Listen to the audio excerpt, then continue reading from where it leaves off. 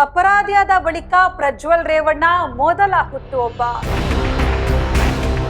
ಜನರು ಇಲ್ಲ, ಸಂಭ್ರಮವೂ ಇಲ್ಲ, ಬಿಕ್ಕೋ ಅಂತ ಇದೆ ಮನೆ.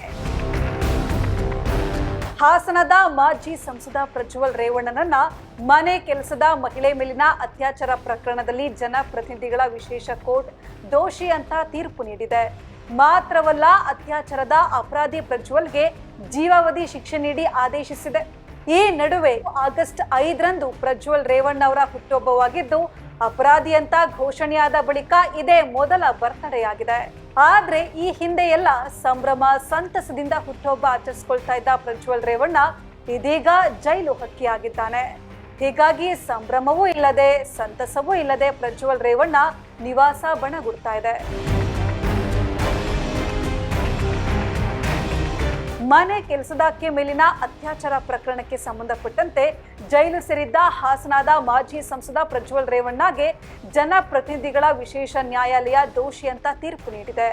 ಇದರಿಂದ ಹಾಸನ ಮಾತ್ರವಲ್ಲ, ಹಳೆ ಮೈಸೂರು ಭಾಗದಲ್ಲಿ ಜೆಡಿಎಸ್ ಪಕ್ಷಕ್ಕೆ ತೀವ್ರ ಹಿನ್ನಡೆ ಉಂಟಾಗಿದೆ. ವಿಶೇಷವಾಗಿ ಹಾಸನ ಅಂದ್ರೆ ರೇವಣ್ಣ ಕುಟುಂಬ ಎಂಬ ವಾತಾವರಣ ಇತ್ತು. ಆದ್ರೆ ಈ ಪ್ರಕರಣದಿಂದ ರೇವಣ್ಣ ಕುಟುಂಬ ರಾಜಕೀಯವಾಗಿ ತನ್ನ ಹಿಡಿತ ಕಳೆದುಕೊಳ್ಳುವ ಸಾಧ್ಯತೆ ಇದೆ. ಹೌದು, ಹಾಸನದಲ್ಲಿರುವ ಪ್ರಜ್ವಲ್ ಅಧಿಕೃತ ನಿವಾಸ ಪಾಳು ಬಿದ್ದ ಬಂಗಲೆಯಂತಾಗಿದೆ.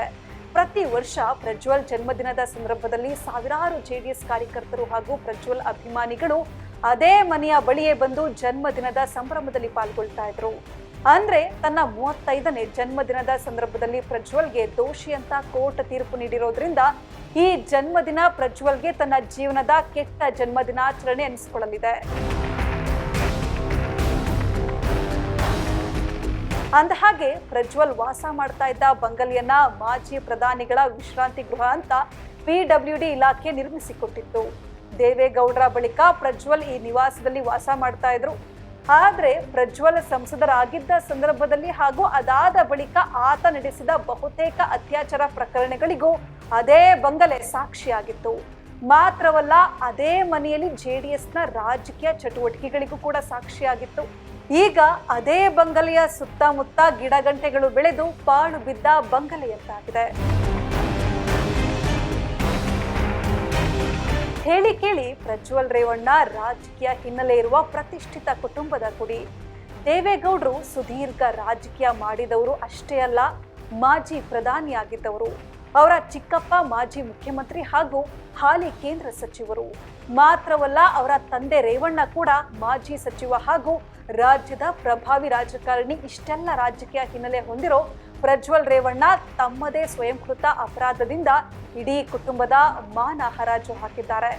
ಸ್ವತಃ ಮಾಜಿ CM ಕುಮಾರಸ್ವಾಮಿಯವರೇ ಕಾನೂನು ಪ್ರಕಾರ ಶಿಕ್ಷೆ ಆಗಲಿ ಅಂತ ಹೇಳಿಕೆ ನೀಡುವ ಮೂಲಕ ಹಾಗೂ ತಮಗೂ ರೇವಣ್ಣ ಕುಟುಂಬಕ್ಕೂ ಸಂಬಂಧ ಇಲ್ಲ ಎನ್ನುವ ಮೂಲಕ ಮುಖಭಂಗದಿಂದ ಜಾರಿಕೊಳ್ಳುವ ಪ್ರಯತ್ನ ಮಾಡಿರೋದು ನಮ್ಮ ಕಣ್ಣ ಮುಂದಿದೆ. 2024ರ ಲೋಕಸಭಾ ಚುನಾವಣೆಗೆ ಕೆಲವೇ ದಿನಗಳು ಇರುವಾಗ ಪ್ರಜ್ವಲ್ ರೇವಣ್ಣಗೆ ಸಂಬಂಧಪಟ್ಟ ಎನ್ನಲಾದ ನೂರಾರು ವಿಡಿಯೋಗಳನ್ನ ಪೆನ್ಡ್ರೈವ್ ಮೂಲಕ ಹಾಸನದ ವಿವಿಧ ಸ್ಥಳಗಳಲ್ಲಿ ಹಂಚಿಕೆ ಮಾಡಲಾಗಿತ್ತು.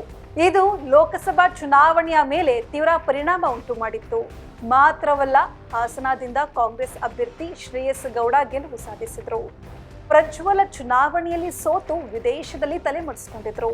ಅತಿ ಕಿರಿಯ ವಯಸ್ಸಿನಲ್ಲಿ ಮಾಜಿ ಪ್ರಧಾನಿ ದೇವೇಗೌಡರು ಸ್ಪರ್ಧೆ ಮಾಡ್ತಾ ಇದ್ದ ಕ್ಷೇತ್ರದಲ್ಲಿ ಸ್ಪರ್ಧೆ ಮಾಡಿ ಗೆದ್ದು ರಾಜಕೀಯವಾಗಿ ದೊಡ್ಡ ಹೆಮ್ಮರವಾಗಿ ಬೆಳೆಯುವ ಅವಕಾಶ ಅವರಿಗಿತ್ತು. ಆದರೆ ಆತ ಮಾಡಿದ ಸ್ವಯಂಕೃತ ಅಪರಾಧದಿಂದಾಗಿ ರಾಜಕೀಯವಾಗಿ ಇನ್ನೆಂದು ಮೇಲೇಳದ ಸ್ಥಿತಿಗೆ ತಲುಪಿದ್ದಾರೆ. ರಾಜಕೀಯ ಪಕ್ಷಕ್ಕೆ ಇರಲಿ, ಜೈಲಿಂದ ಬಿಡುಗಡೆಯಾದ್ರೆ ಸಾಕು ಎಂಬಂತಾಗಿದೆ ಪ್ರಜ್ವಲ್ ಸ್ಥಿತಿ.